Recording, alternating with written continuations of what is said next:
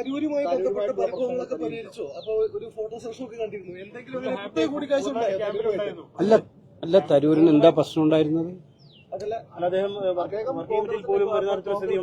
മോദി അനുകൂലിച്ചു എത്ര നാളുകളായി സംസാരിച്ചു. അന്ന് തന്നെ അദ്ദേഹത്തിനെതിരെ പറഞ്ഞിട്ടുണ്ട്. അപ്പൊ സംസാരിക്കുന്നവർ എന്താണ് സംസാരിക്കുന്നത്? ഞാനങ്ങനെ വ്യക്തിപരമായി ആർക്കെതിരെയും പറയുന്ന ആളല്ല. എന്റെ പാർട്ടിയുടെ നയം എപ്പോഴും ഞാൻ പറയും. അത് വിട്ടുവീഴ്ചയില്ലാതെ പാർട്ടി നയങ്ങൾ എവിടെയെങ്കിലും ഡയലൂട്ട് ചെയ്യപ്പെടുന്നുണ്ടെങ്കിൽ ഞാൻ നിലപാട് പറയും. ഇപ്പൊ ശശി തരൂർ എന്ന് പറയും, ഞങ്ങൾ എല്ലാ കാലത്തും പറയാം, എന്റെ പ്രസ്താവന എടുക്കുന്നത് ശശി തരൂർ പാർട്ടിക്ക് വിലപ്പെട്ട ഒരു നേതാവ് തന്നെയാണ്. അദ്ദേഹത്തിന്റെ പ്രസ്താവനകളിലൊക്കെ തന്നെ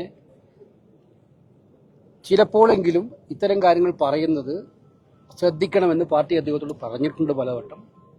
ഇപ്പൊ കഴിഞ്ഞ കുറെ നാളുകളായിട്ട് അത്തരം പ്രസ്താവനകൾ അദ്ദേഹം പുറപ്പെടുവിക്കാറില്ല. ശശി തരൂരിനെ പോലുള്ള ആളുടെ പാർട്ടിയിൽ ഉപയോഗിക്കണം തന്നെയാണ് ഞങ്ങളുടെ പാർട്ടിയിലെ ചിന്താഗതി. ഇത് മുൻപൊന്നുമില്ലാത്ത ഒരു ഐക്യം നേതാക്കൾക്കിടയിൽ വേണ്ട ഒരു സമയമാണെന്ന് വിലയിരുത്തുന്നുണ്ടോ? അങ്ങനെ ഒരു അല്ലേ, കേരളത്തിലെ ജനങ്ങളും കേരളത്തിലെ ഓരോ സാധാരണക്കാരനായ ചായക്കടയിലിരിക്കുന്ന പാർട്ടി പ്രവർത്തകനും ആഗ്രഹിക്കുന്ന ഐക്യമാണത്. ഈ ഐക്യത്തിന് വിട്ടുപോകുന്ന ആളുടെ കാര്യം അധോഗതിയാണ്.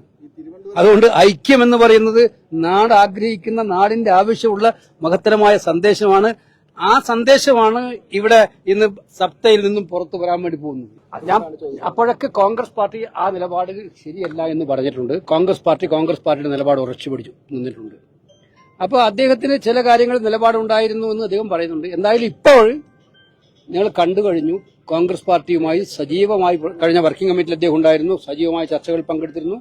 അദ്ദേഹം പാർട്ടി ലൈനിനനുസരിച്ച് നിൽക്കുകയാണ്. അത് ഞങ്ങൾക്ക് ഏറ്റവും സന്തോഷമുള്ള കാര്യമാണ്. ശശി തരൂർ പാർട്ടി ലൈനിന്റെ പൂർണ്ണ ഭാഗമായി നിൽക്കുക എന്ന് പറയുന്നത് we are very happy about that.